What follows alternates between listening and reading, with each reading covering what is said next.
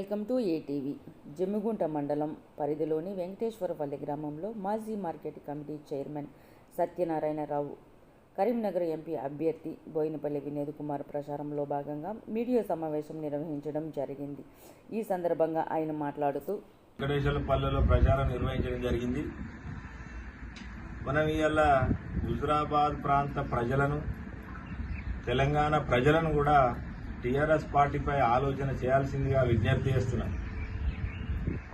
మన కరీంనగర్ ఎంపీ వరకు చూస్తే రాజేందర్ రావు కరెక్టా, బండి సంజయ్ కరెక్టా, వినోద్ కుమార్ కరెక్టా అనే ఆలోచన ఒకసారి చేయాలని హుజురాబాద్ ప్రాంత ప్రజలందరినీ కోరుతున్నా.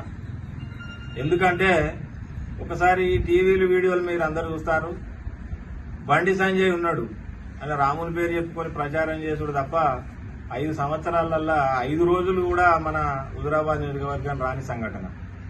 మరి ఆయనను మనం ఒకసారి చూస్తే, మీ నాయన ఏం చేస్తాడా అని ఇంటర్వ్యూలు అడిగితే మా నాయన టీచర్ అంటాడు, ఇరిగేషన్ డిపార్ట్మెంట్ అంటాడు. ఇరిగేషన్ డిపార్ట్మెంట్ ఏంది అంటే ప్రభుత్వ ఉద్యోగం అంటాడు. మరి ఆయన పార్లమెంటుకు పోతే మన ప్రాంతం అభివృద్ధి చెందుద్దా ఒకసారి ఆలోచన చేయాలి. మరి కాంగ్రెస్ పార్టీ రాజేందర్ రావుని చూస్తే, మా కాంగ్రెస్ పార్టీని ప్రజలు ఆలింగనం చేసుకుంటారంటాడు. కాంగ్రెస్ పార్టీ గెలిస్తే రాహుల్ గాంధీ ముఖ్యమంత్రి అవుతారంటాడు.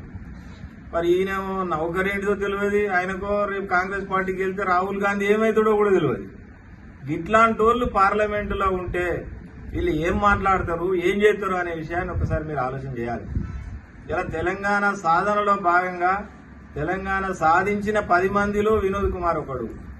వినోద్ కుమార్ గారు ఆనాడు పార్లమెంటులో 2 ఎంపీలున్నా 4 ఎంపీలున్నా అద్భుతమైనటువంటి గలం విప్పి అన్ని పార్టీలను ఏకం చేసి తెలంగాణ సాధన జరగడానికి ముఖ్యుడు ఇవాళ వినోద్ కుమార్ గారు.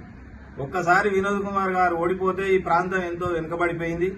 కాబట్టి దయచేసి హుజురాబాద్ ప్రాంత ప్రజలను మేము కోరేది ఏంటంటే, రేపు మళ్లీ తెలంగాణ ప్రాంతం అభివృద్ధి చెందాలన్నా, కరీంనగర్ ప్రాంతం అభివృద్ధి చెందాలన్నా వినోద్ కుమార్ గారిని మనం అత్యధికమైనటువంటి మెజార్టీతోని గెలిపిస్తే తప్పకుండా అభివృద్ధి చెందుదని సందర్భంగా మేము తెలియజేస్తున్నాం.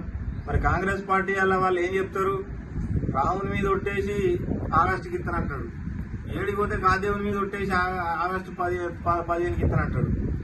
ఇవాళ ముఖ్యమంత్రి గారిని కూడా మనం డిమాండ్ చేసేది ఒకటే, అయ్యా ముఖ్యమంత్రి గారు, మరి నువ్వు గదాన్ని అంటున్నావు కదా, మరి రేపు మహిళలకు ఇస్తానన్న 2500 మే 15వ తారీఖు ఇస్తానని ప్రమాణం చేసి చెప్పు, నేను నమ్ముతాం.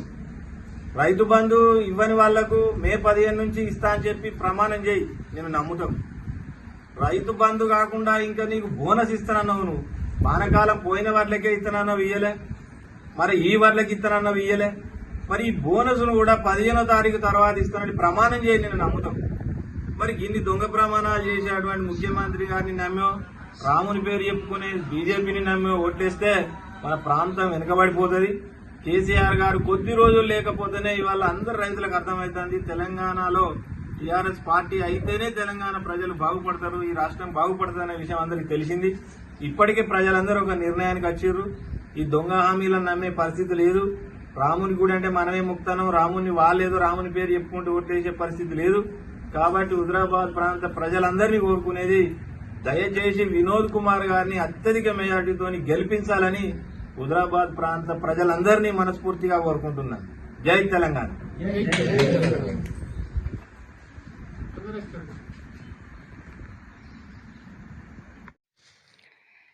Thanks for watching. For more updates subscribe to my channel. చూస్తూనే ఉండండి మరెన్నో అప్డేట్ కోసం ASN 24 ఛానల్.